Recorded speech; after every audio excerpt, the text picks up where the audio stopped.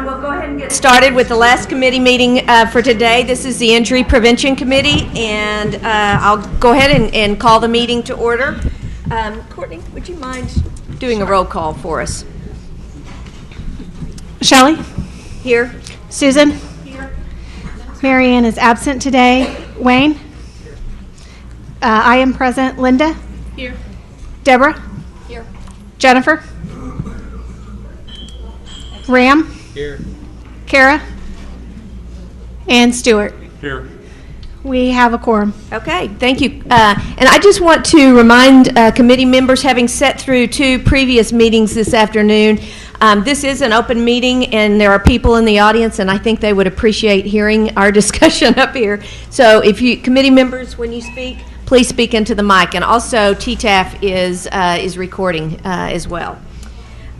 So first thing on the agenda is Trauma or Systems Committee Registry Work Group Report. Courtney? So during our work group meeting last month, what we discussed was the 5 reports that were going to come out of this committee and be forwarded to the state that we would like to see on a regular basis to help us guide our injury prevention initiatives. We actually came up with 4 reports. While they were quite detailed and specific in what we were asking, we sent them to the state, to Tammy and to Jane, so they got those, and that came out of our work group product.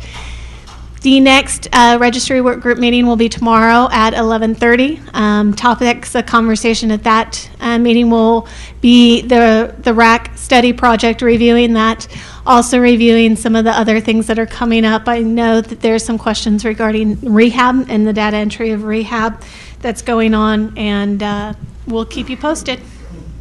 Thanks, Courtney. Do you want to go ahead and give us a TTAF and TTCF report as well? And so TTCF met yesterday.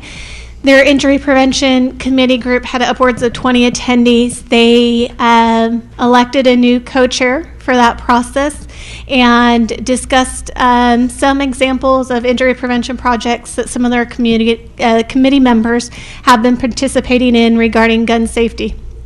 There is also discussion and kind of segues into TTAF. TTAF's Just Drive and program against distracted driving. It selected its community. It's going to be Junction, Texas, is where the initial rollout's going to be. They had a great support from that community, from their RAC, from their school system, and that's why they were selected.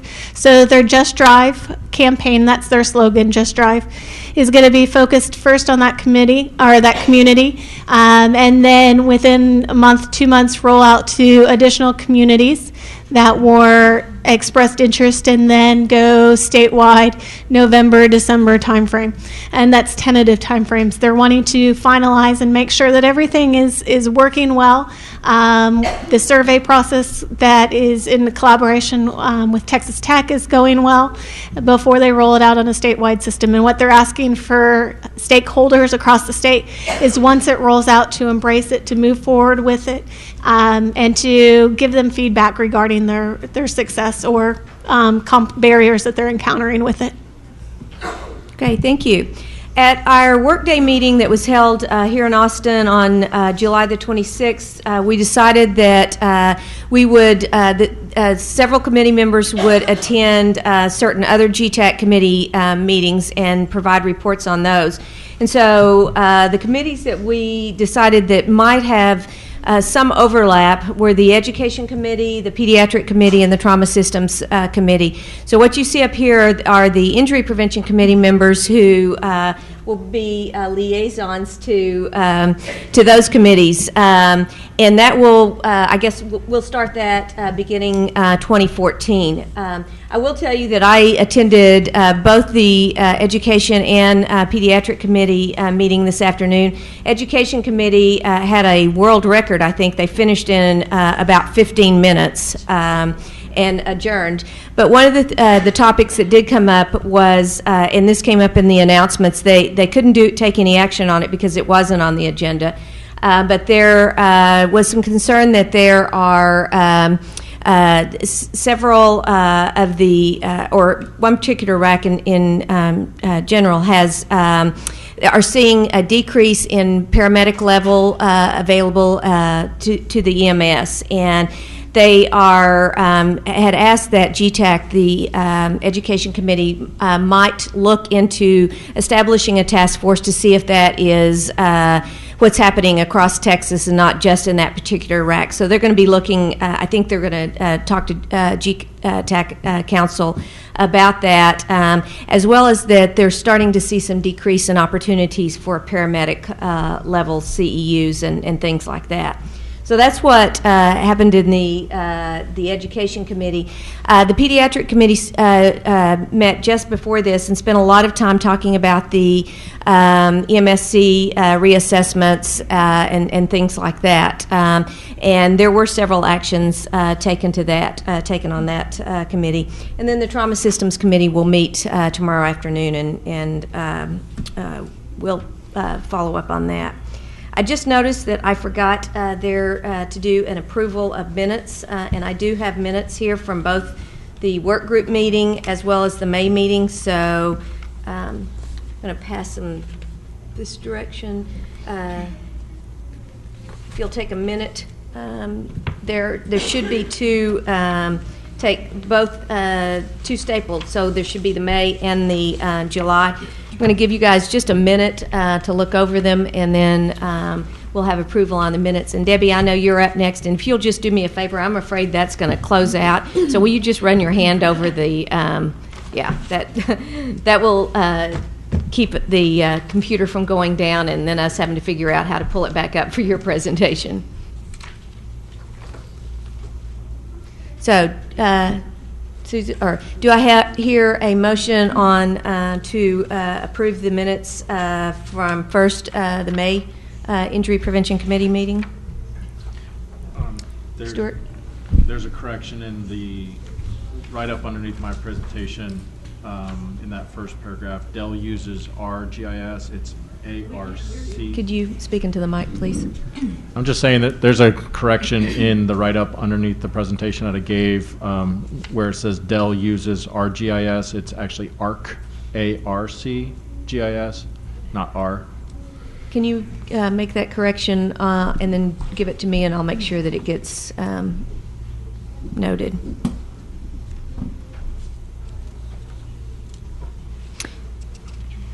Any other corrections to the minutes?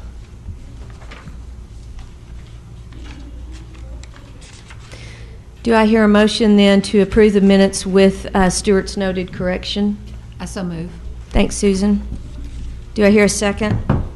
I'll second it. Any discussion?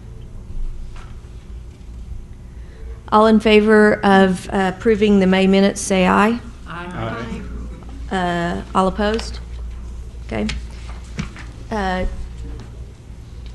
Now, if you would look over the July minutes. Any corrections or changes to those?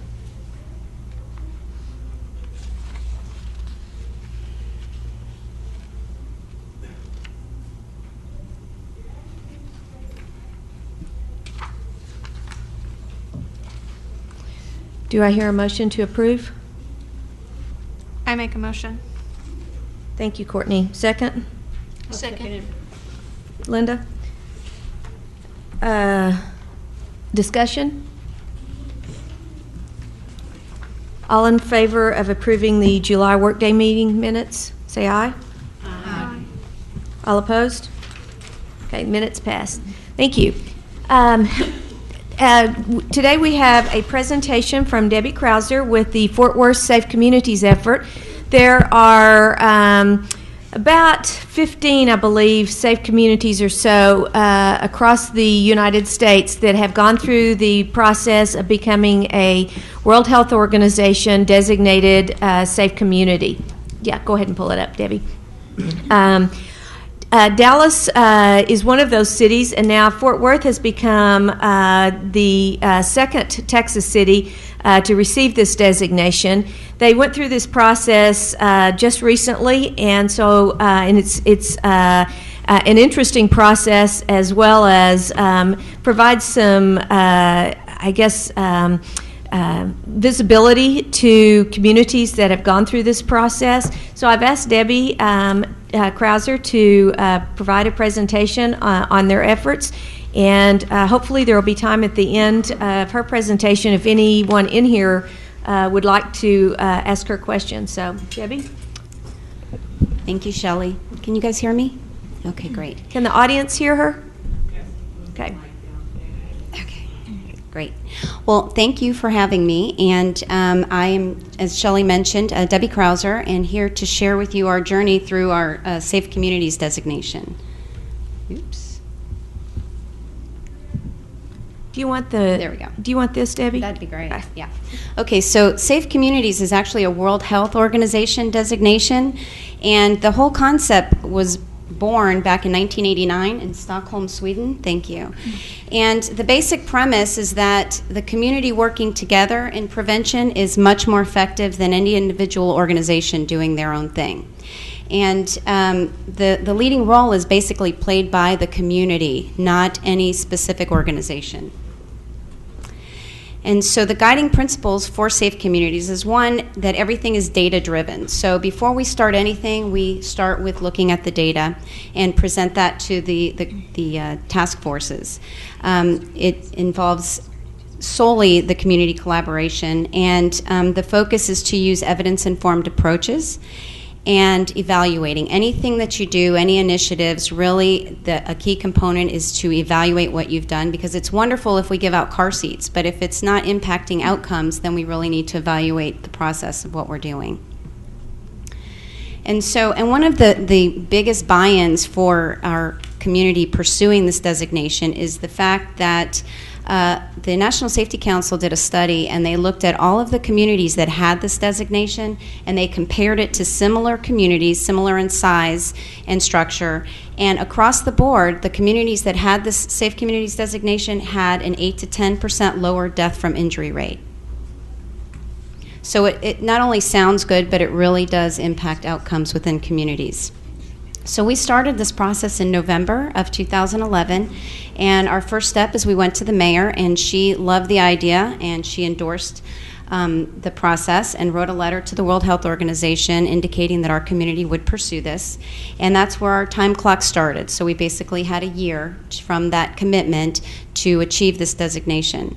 So we held our first steering committee that month, and we invited all of the community leaders, not just the police and fire department and the mayor's office, but also private businesses, nonprofits, anybody that could possibly touch injury prevention within our community. And so we first showed the data. We went to the Tarrant County Medical Examiner's office, and we went and we got data from the trauma registry, and we said these are the leading causes of death and injury within our community, and we would like to talk about where we should set our priorities. And so we initially started with 9 task forces. Each of those task forces would meet on a monthly basis. They did a community inventory of what prevention programs were current in the community and identified areas where there were gaps that we could initiate some type of intervention. And then the collaborations were created and these initiatives were formed. So these were our first task forces: child injury, domestic violence, drug overdose. You know, it was interesting when we put the data up there in a room. We had about 132 folks that ended up being a part of our steering committee.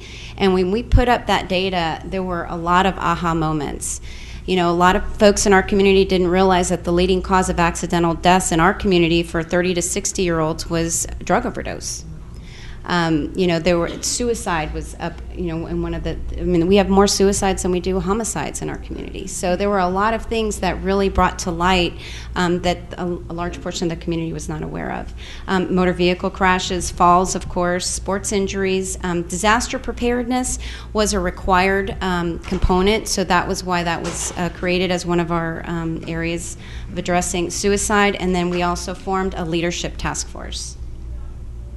So just to give you a couple of examples of how we took some of the data, we looked at bike helmets. So the Cook Children's data that we received demonstrated that there were 422 kids that were injured over a 5-year period, severely enough to be registered through the trauma registry.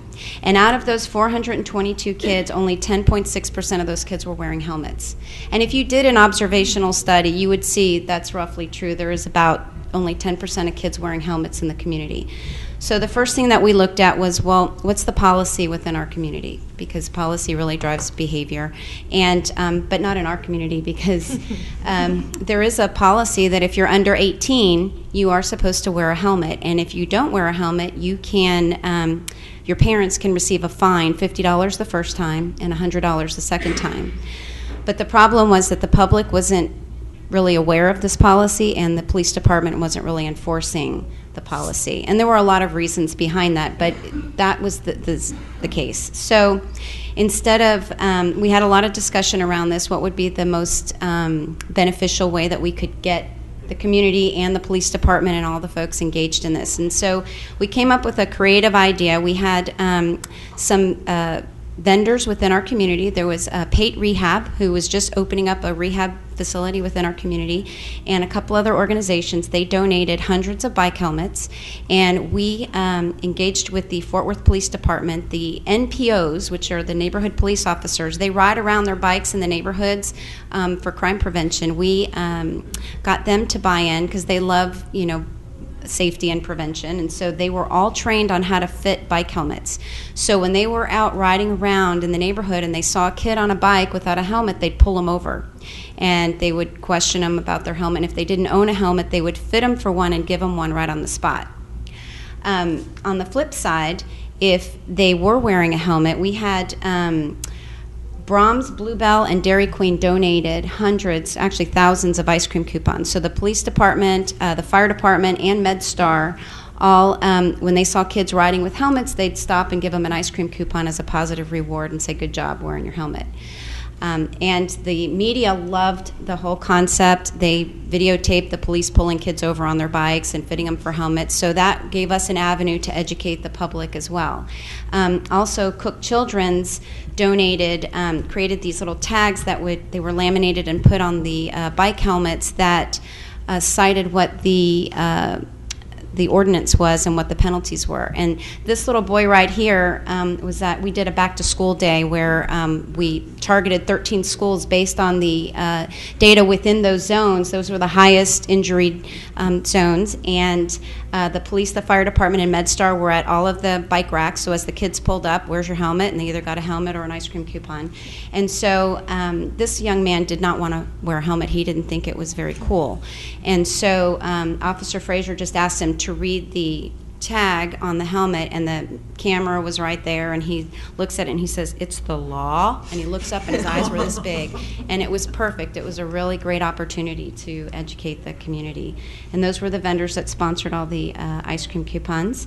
And this is Mayor Price. I don't know if you all know, but she had a pretty significant bike accident. She flipped off her bike and landed on her head, and luckily she was wearing a helmet, and she is literally our poster child for bike helmet use. And we had one of the graphic artists on our bike task force formed this poster, and so they're posted at a lot of the bike shops, so when people purchase bikes for their kids or for themselves, they remember to purchase a helmet. And what was really quite interesting, when she went back to thank the fire department, the first responders who helped her after her accident, they did give her an ice cream coupon because she was wearing a helmet. So some of our other task forces, like our domestic violence task force, we've got great resources in the community. We've got Safe Haven, One Safe Place, the Women's Center, and they do all prevention programs within the community, but we wanted to identify where we could impact. And one thing that we identified for domestic violence was that we don't screen for domestic violence like we should in the emergency departments. We do it all different. All of the hospitals do it differently. And the bottom line is a lot of patients that should be getting screened are not.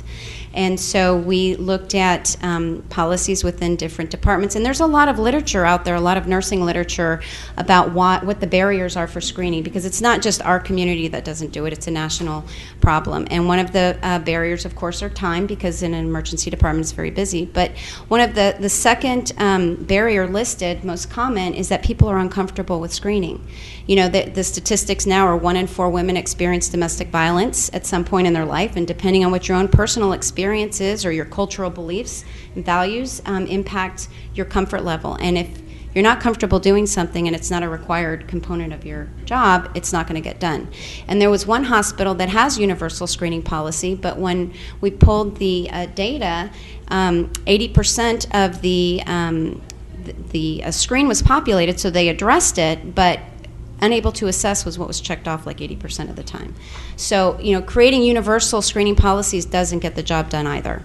And so we looked at what would the best practice. We did a literature review, and we created a training which was initially created for nursing in the emergency department on screening for domestic violence. We started off with Mayor Cluck, who is mayor of Arlington. He's actually a retired OBGYN physician, and he had a patient that he suspected was domestic violence and didn't follow through with screening because her significant other was in the room.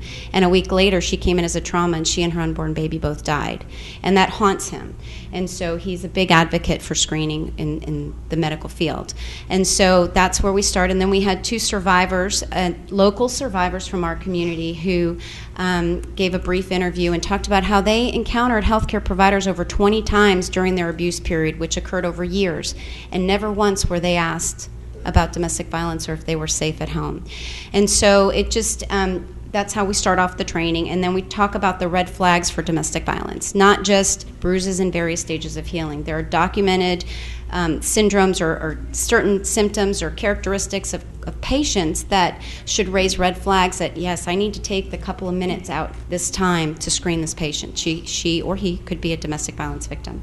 And so then we go into role playing, which everybody says role playing, but that the literature actually supports that role playing, talking through how to ask those questions and going through the motions actually increase your comfort level for screening for domestic violence. So we created this training. We started it for nursing, and then we discovered that the EMS providers get very little training. They get, I think, 2 paragraphs in the paramedic manual about domestic violence, and so we modified the training very little because it's the same information, the same screening, and we started a training for the paramedics, and we've actually trained the entire Fort Worth Fire Department on screening for domestic violence. And now we are moving towards pastoral training, because apparently there's scripture and things that can condemn or condone. And so we are hoping, we're having a big training in September because October is Domestic Violence Awareness Month. And so we're going to have different cultures as well as religions. It'll be a seminar that we're hosting at the Safe Haven shelter, and so to bring everybody to light of what a shelter is really like and expose domestic violence. And so we're actually, as I had mentioned, we talk about evaluating anything that we do. And so what's really neat about this project is we initially started with a pre and post test, which I'm sure y'all know it's just really measuring knowledge assessments or attitude changes. And so we really wanted to determine, well, would this training really impact practice change? And so we have now 7 hospitals that are going to participate in this study. It's in the process of going through IRB approval, where we will measure, once the nurses will be randomly assigned to either the 10-minute PowerPoint version of domestic violence training that they're required to take, or this 1-hour training, interactive training, and then we will measure their medical records, their patient screenings, to determine if there was an impact in the volumes of patients screened 3 months before and 3 months after the training. So stay tuned. These are the partners for our domestic violence. Now, drug overdose, as I had mentioned, is the leading cause of accidental death in our community for 30 to 59-year-olds. And also, Cook Children's data reported there were 600 poisonings in 2011, and 80% of those were medicinal poisonings. So we have a problem with drugs. It's not just a problem in our community, it's a national epidemic. And so we looked at what some other safe communities have done. And one of the first projects we did were these drug take-back boxes. And it started out as a pilot study. We engaged TCU nursing students, actually went out, the community health rotation, went out into the community and audited their community. The Fort Worth Fire Department GIS mapped the 1,900 911 overdose calls in our community, and we saw 3 distinct hotspots for overdoses. And it just so happens that there are police stations in each one of those 3 hot zones. And so we got the funding through just the nurses reaching out to the community. And the funding for the boxes was very minimal, but the labor and the incineration of the drugs is where the bigger cost is. But it actually doesn't even turn out to be that much. So we did this as a pilot project. We started off with 3 police stations, and they have been getting 200 to 400 pounds of drugs a month. It keeps the drugs out of the water system. It keeps them out of the dump, out of hands of little kids and teenagers and confused older folks. And so it's really done a big community service. And the police department, after only 6 months, they've decided that it's no longer a pilot. They own the project, and they're going to continue. So we're very excited about that. And since this project started, UNT Health Science Center has put a box on their campus, and now neighboring communities are also putting boxes in their community. What started out is, and again, this is all collaboration. So Safe Kids, which is a nonprofit, they're also on our task forces and our board. They got funding to get posters and these flyers, and they put them up and Walgreens partnered, and they put them up in all the drugstores, but they didn't say anywhere that you had to be a resident of Fort Worth. So people from all these neighboring communities were coming in and putting their drugs in our boxes. And so since that time, since the city was paying for the incineration, they collaborated with the other neighboring communities, and now they're putting boxes in their police stations. So it's really exciting of how this is evolving. And so these were the partners. Our Falls Task Force, I'm sure Falls is a big problem nationally as well. Our Fort Worth Fire Department runs more than 36,000 fall calls a year. And, we've got some great falls prevention within our community. We've got the Senior Citizen Services and Area Agency on Aging. We've got Matter of Balance. We've got great prevention, but those people that keep calling back the fire department and keep falling are not getting connected to those resources. So we looked at ways that we could make those connections. And so we engaged with the fire department and all of these agencies that have this prevention. And now the first part of the prevention was the fire department, when they're out there on those calls and those repeat calls, they've set up a process where they can refer these folks to these organizations for these free services, and they've all been trained on what resources are out there in the community. And that was the first part.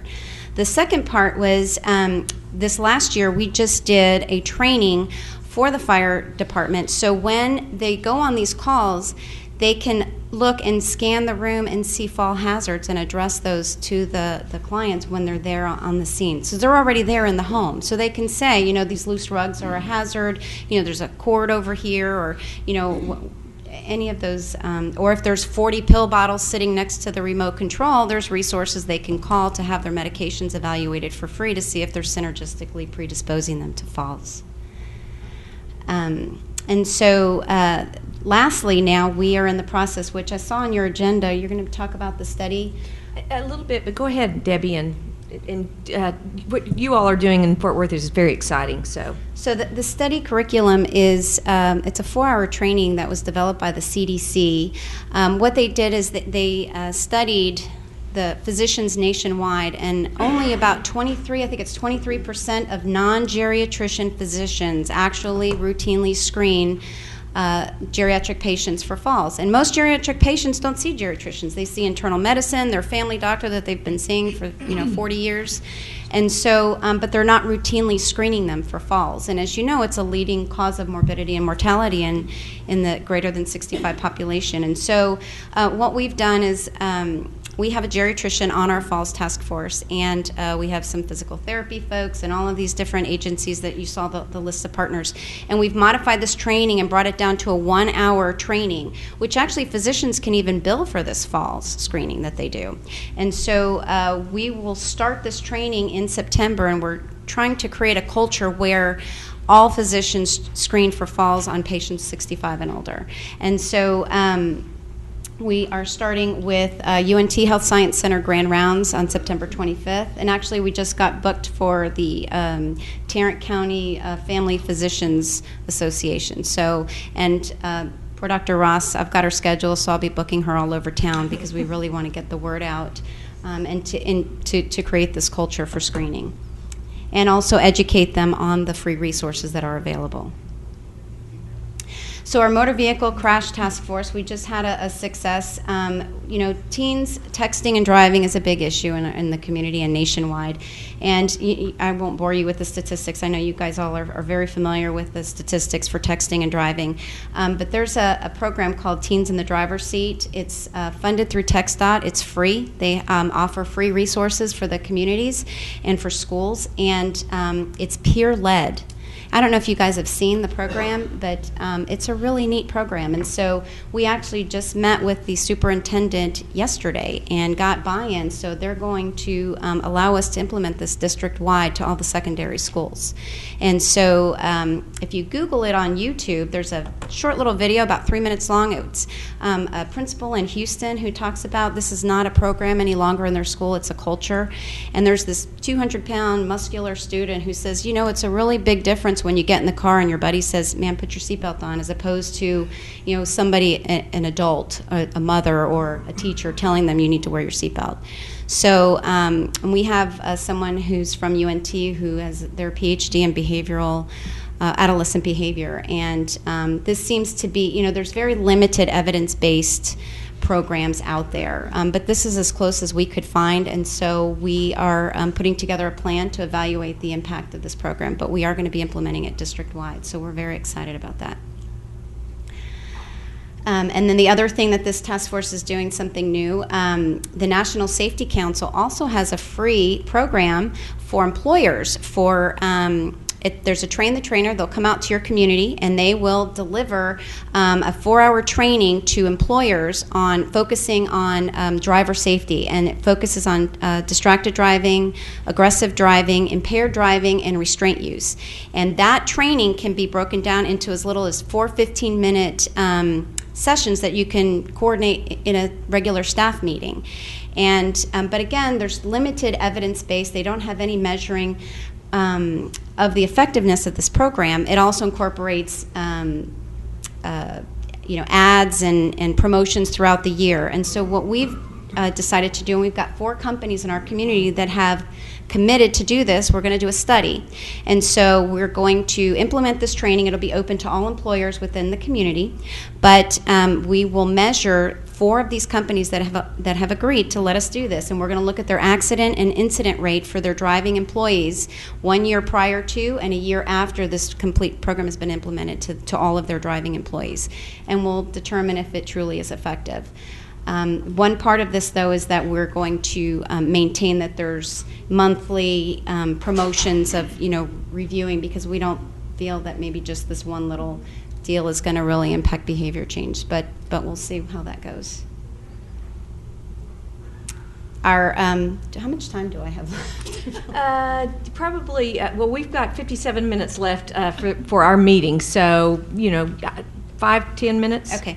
So our sports injury task force, we identified, and I'm sure you guys are all aware, in the state of Texas, there are laws now that have changed about coaches and athletic trainers being trained in concussions and having CPR training and heat emergencies. But those laws only are applicable to high school and college and junior high, but we've got thousands of youth sports coaches in our community with our kids that are just volunteer parents that get no training at all.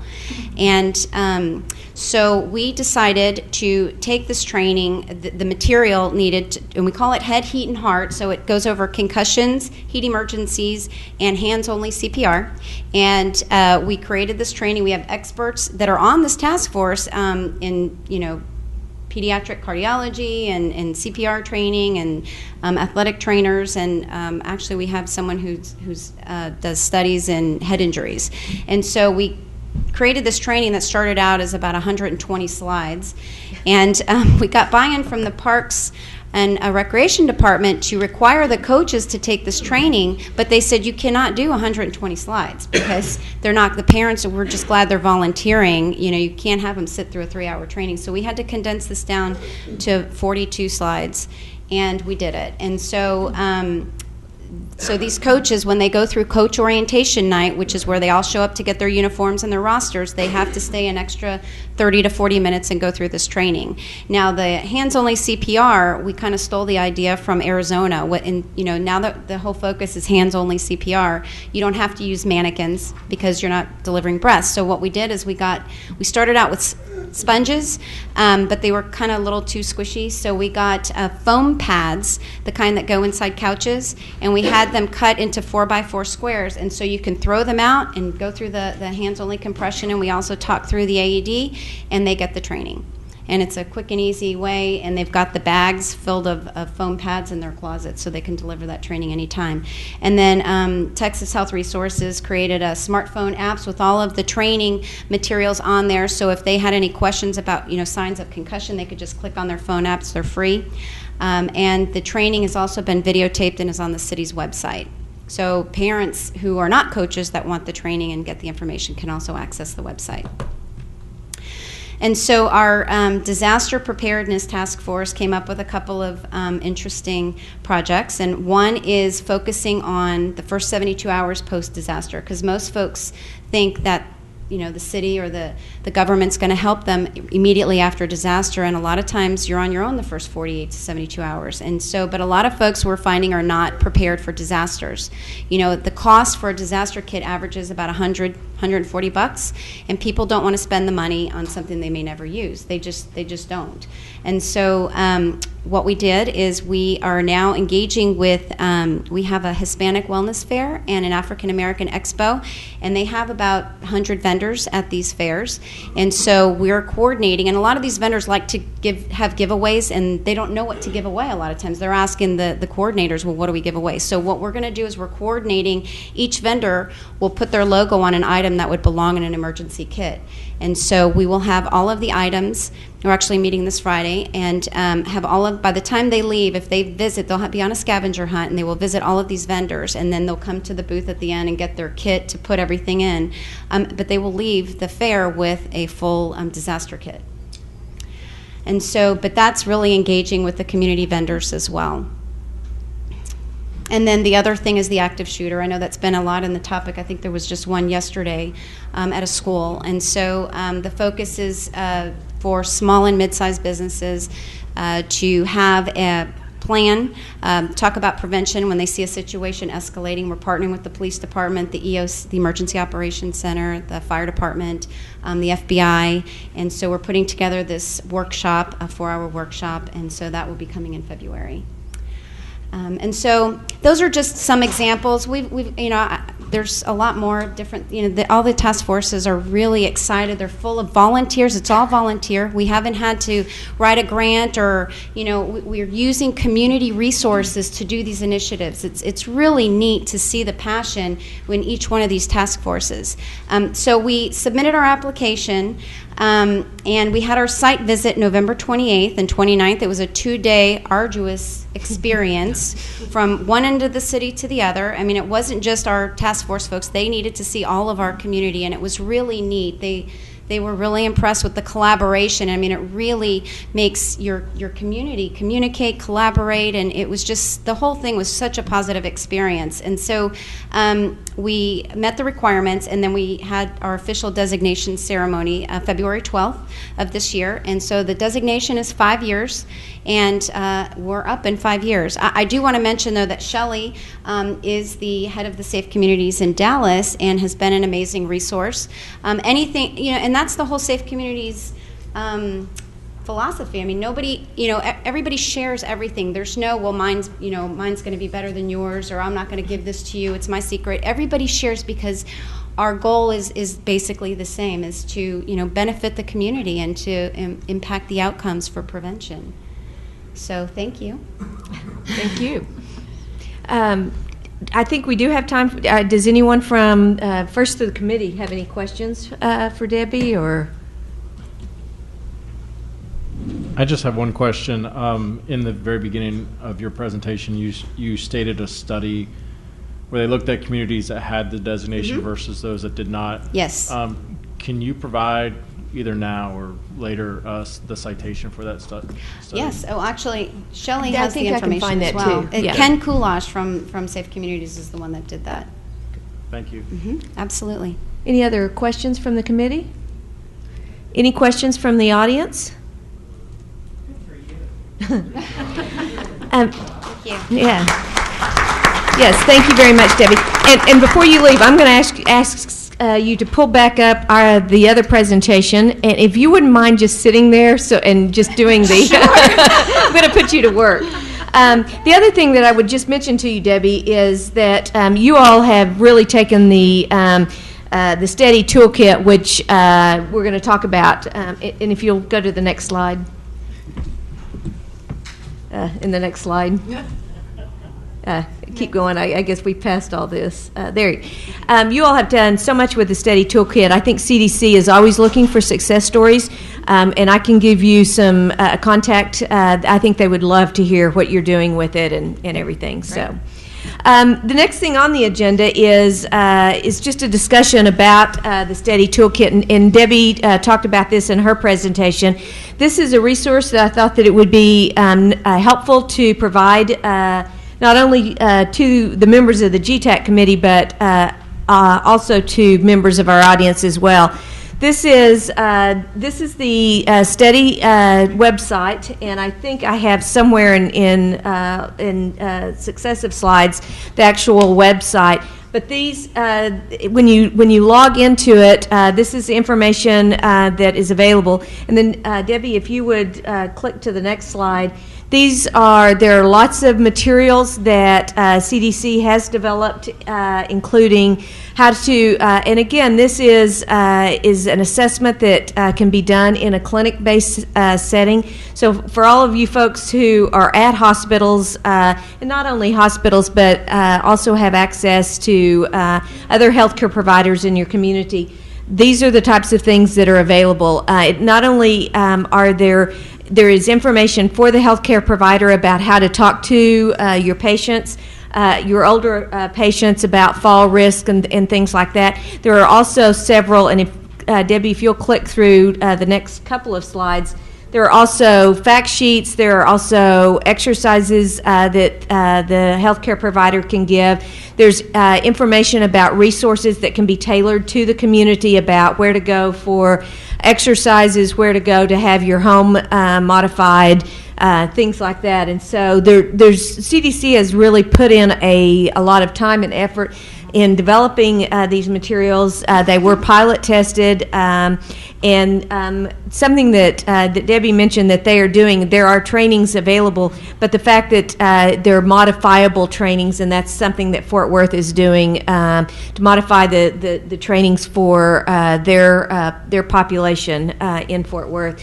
So that is the website at the bottom of that slide that has information about STEADY. So I would encourage you to make use of that. There are, like I said, a lot of materials. One of the things that we had asked about, and I still haven't gotten a response back, is CDC's logo is on all of the materials, and I'm sure they want to keep their logo on the material.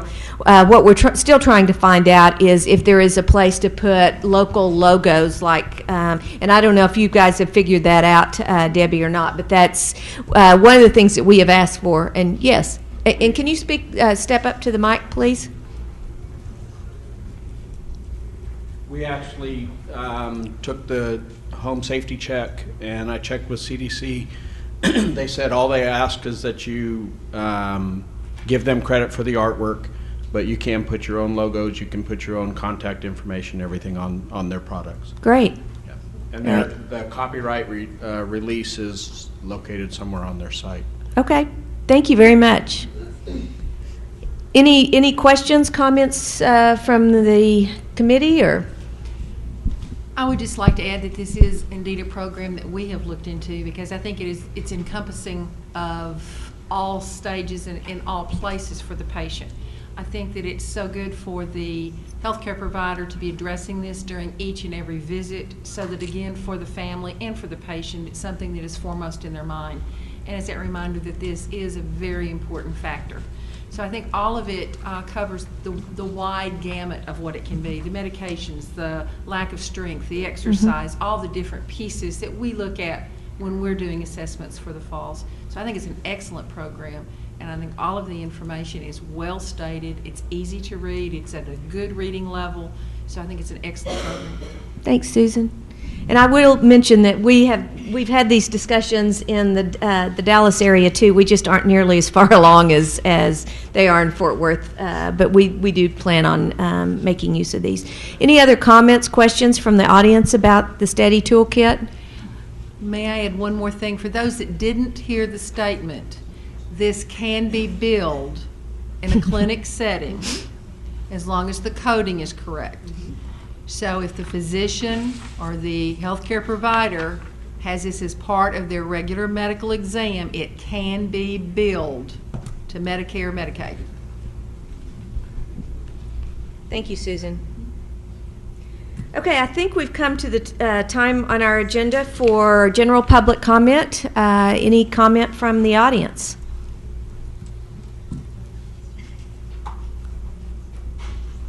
Okay. Hearing none, I'm going to skip to announcements, and there were several things that came up at our workday meeting that at that time I had already submitted the agenda for today's meeting, so we couldn't put it on today's agenda.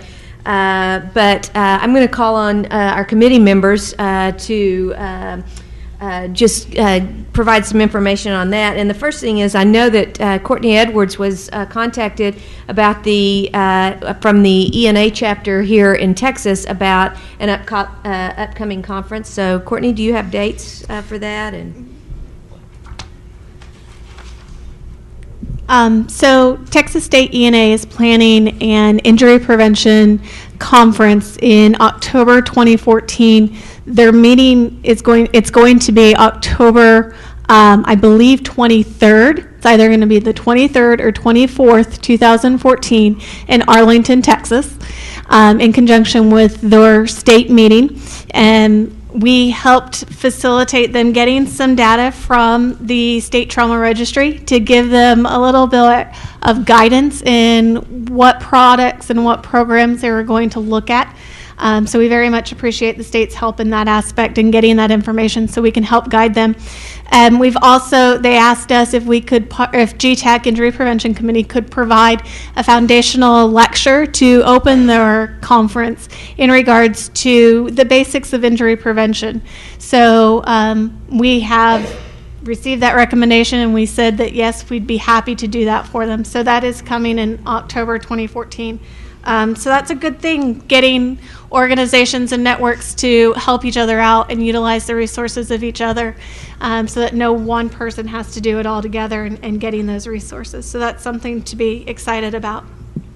Thanks, Courtney. And along those lines, several of you may remember that this committee has helped sponsor a statewide injury and violence prevention conference. The first one was in 2010 at Dell, and the second one was in 2012 at Dell. The committee had talked about, do we want to continue to do this? And one of the things that the committee decided is that instead of trying to, and most of the resources for both of those conferences came out of Dell Children's budget. So instead of having, putting the onus on Dell Children's to always have to come up with the money and the really put in most of the legwork to put this conference on, that we would explore opportunities such as the ENA conference and other conferences that might be happening in Texas to infuse injury prevention into those conferences. And along those lines, so we were excited when ENA reached out to us. Along those lines, we also talked about trying to visit with the planners for the 2014 EMS conference and to see if we can have an injury prevention session workshop during that. So we're going to be pursuing that as well. The other thing that we talked about at our workday meeting in July was the possibility of developing some position papers.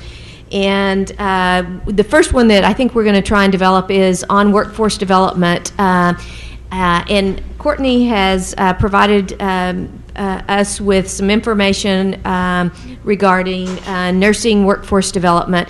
So we're going to be reviewing that information, and we'll be developing a position paper for people who work in the injury and violence prevention field that this committee could actually support. And so that's probably something that we're going to be doing at our next workday meeting. And then the last thing is that I have is, Stuart, if you want to talk a little bit about the Safe States Alliance hospital-based injury prevention special interest group. Sure. This is it's a new special interest group that's been developed through the Safe States Alliance, which is an injury prevention, a national injury prevention organization. And so the special interest group was developed to address the needs of injury prevention professionals that are working in the hospital environment. And that's basically, it's the hospital-based injury prevention special interest group is the formal name for it. But it is to also provide a dialogue within the membership. So if you're not members of Safe States Alliance, it's not necessarily open to you, but it's also an encouragement to become a Safe States membership, to a Safe States member. There's lots of opportunities within the organization. Alone, if you're working in injury prevention, that Safe States can assist you with. The hospital-based SIG, though, is to provide dialogue between hospital entities, those that are working in that particular environment, to Safe States so that they can respond to their membership, that they can respond to the field in developing programs, developing resources, and then just linking individuals to evidence-based trainings that are out there, in helping to build competencies and standards of injury programs across the nation. So there's multiple different components of that SIG. As it gets up and running, we hope to have its first large conference call in September sometime, and that'll be announced through the Safe States websites. So if you're interested in that, please see me, and I'd be happy to link you to the organization. And I might add the acronym, not that we have so many acronyms already, but this is probably one of the coolest acronyms, HIP-SIG. Now, who wouldn't want to be members of a HIP-SIG? So, yeah, I'd encourage you, if anyone that's interested, please contact Stuart. I know that Safe States would love to have additional members, and we would certainly love to have additional members to this special interest group. Do any committee members have any announcements they'd like to share?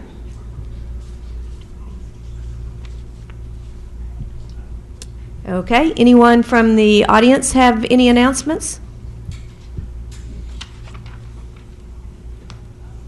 Okay, if not, the next thing that we need to talk about, we are scheduled to have a workday meeting in Tyler, Texas on, I think the date is October 25th. My question is, for the group, do we want to have that workday meeting? And I know that this is something that Kara had secured or had said that she would host. I know that with her job change, that, and I haven't talked to her, so I don't know if that's still open. I know that Mary Ann had said if we do want to have a workday meeting, she'd be glad to find a place in Fort Worth. But I'm opening it up for the committee for discussion. Do you want to have a workday meeting on October 25th? Are there things that you feel like we need to discuss? I'm not sure. Okay. Well, if there is, calendar. it's on my calendar too. If there is not a strong, overwhelming desire to have one, I'm sure we can all find extra time in our schedule. Do we need it for our plans? That's That's a good question. Does it have to be decided now? It will need to be decided at least 6 weeks prior to October 25th, when I will be required to get an agenda in. Okay. Do you want to table it for now? And when is that, Courtney? So a decision would have to be made by September 12th. Okay. Okay. That's the Thursday before the 6-week deadline. We can table it for now, and I will send out an email a week early, earlier than September 12th, to see if there are things that we need to discuss. So, okay, so for now, that meeting is on hold. Our next regular meeting will be in Fort Worth, the week of the GTAC and EMS conference meetings, and that's, I believe the GTAC meeting will be November 23rd and 25th. So, if there are no other announcements, comments, I will present a summary of today's meeting on Friday at the general GTAC Council meeting. So we are adjourned.